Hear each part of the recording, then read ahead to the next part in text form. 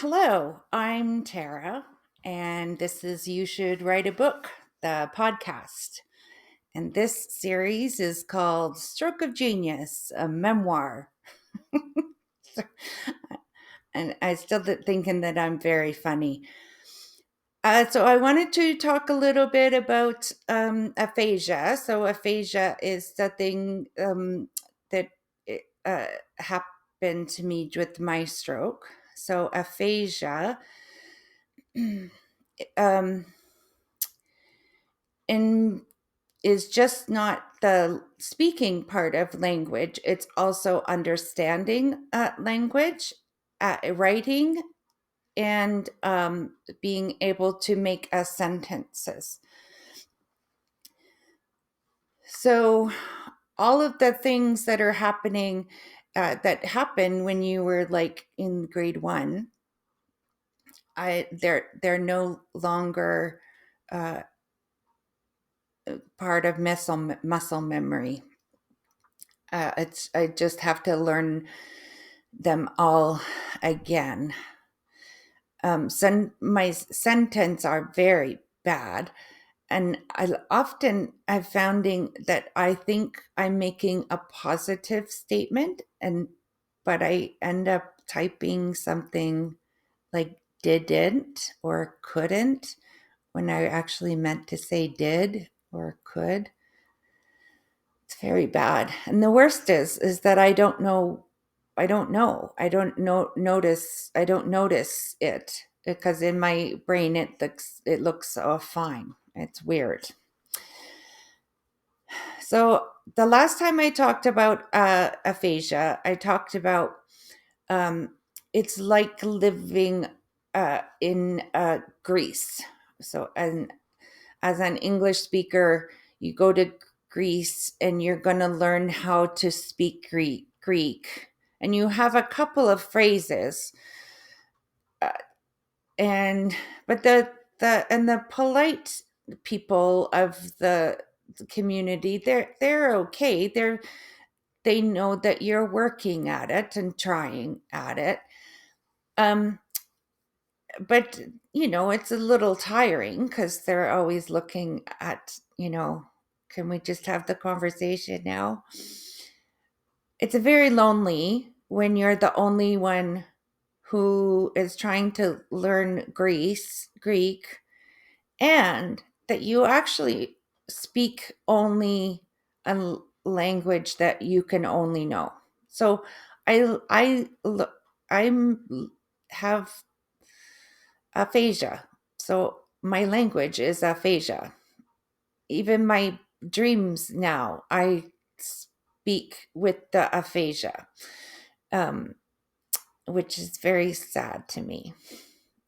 So it feels like it's my only language. I'm the only one who knows it.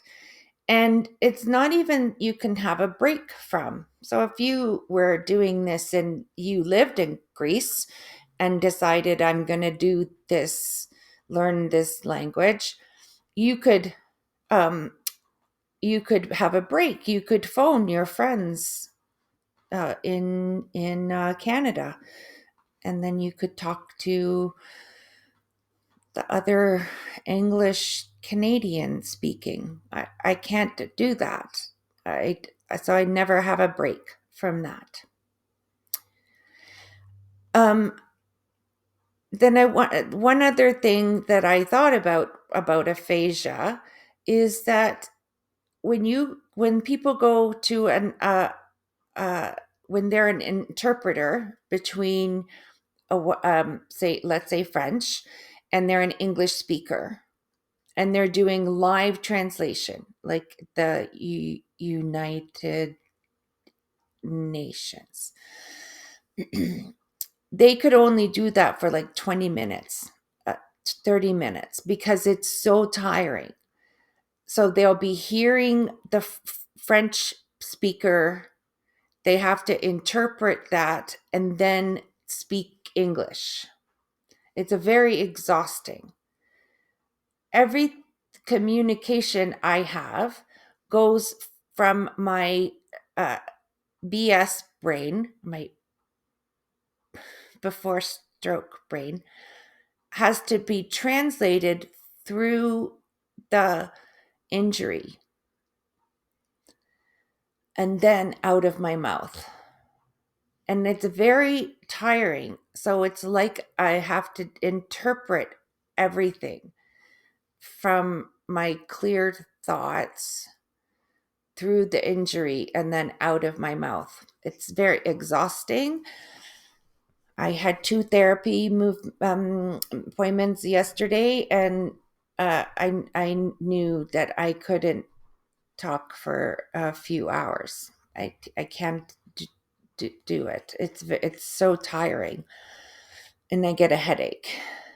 Um, so I'm just going to talk just a few words about something else that is happening that is part of my brain. It's called um, apraxia.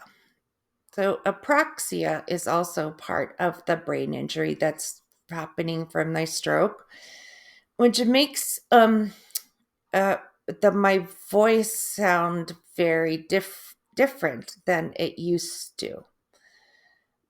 And it says speech resulting in lengthened sound segments. Yes, me.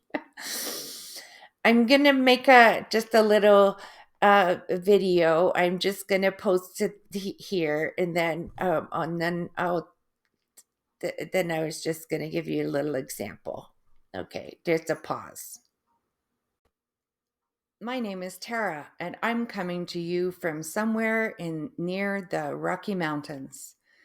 I like to see myself as middle-aged, but my chances of ever becoming a centenarian are very, very remote. So I've accepted that I have many more yesterdays than I do tomorrows. Okay, so then I have the little pause. So the a video I showed you is the 10th time I did the video. 10 time. And that is, and those words are my BS words. Those are my before stroke words. Wrote it out like two years ago.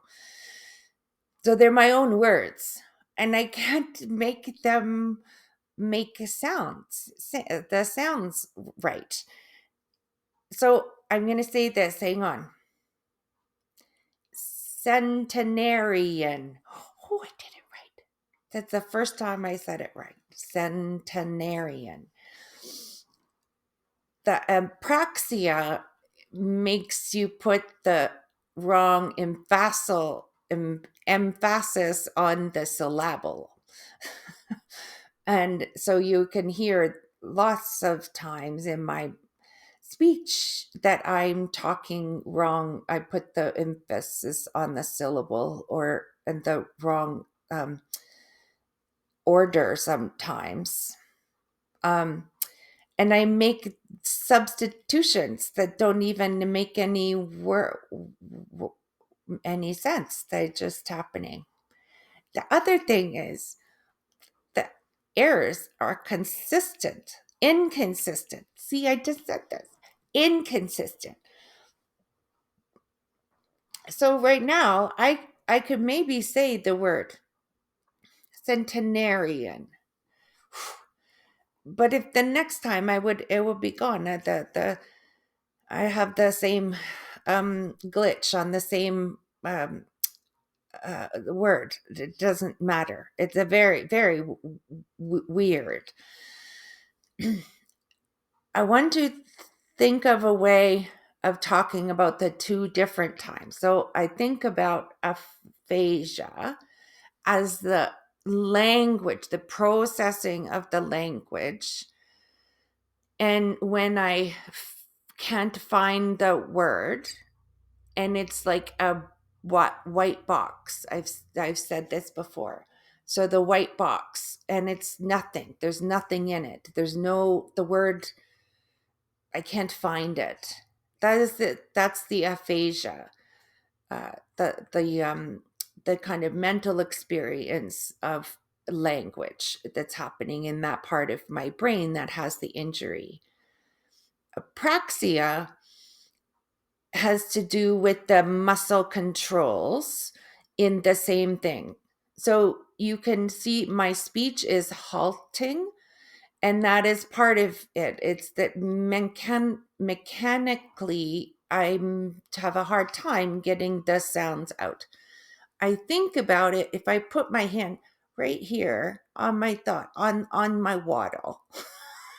So if I can go on the waddle, you can hear your voice box here, and you can hear the vibrations here, and I can tell to hear the pauses. This is where I physically experience the halting, is right here, is in the voice box here. Some people with have apraxia, they um, have a more physical problems in the mouth. I have some of them, and put my tongue in the part of my mouth wrong part.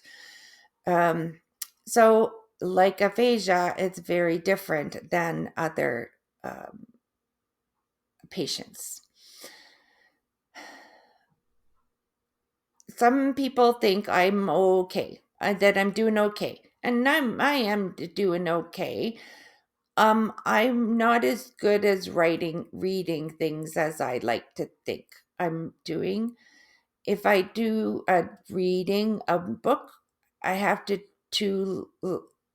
like make some points about the storyline. So my speech therapist, whose also name is Tara. Hi Tara, she's lovely.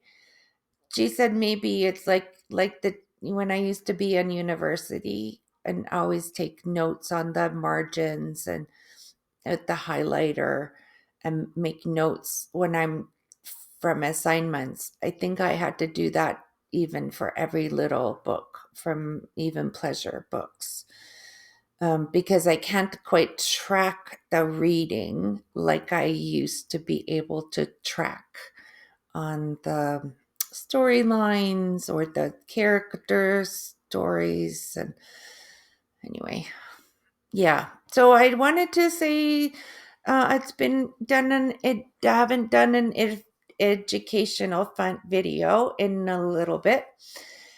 If everybody, if you want to come to our tea and treats, uh, let me know. But that's going to be a week today in this Saturday. And I would be so happy to see all of you, any of you, to come and meet with me. For all the people who have been so kind to me during the stroke. So thank you. So this is where I'm just going to talk a little bit about aphasia, a little bit of apraxia. Hopefully when we're together, I will be trying to be funny a little bit, because I'm a little bit funny and I like to be a little funny. And it's one of the things that helped me get through all of it. And so thank you for taking the time, and thank you for loving me. Thank you. Bye.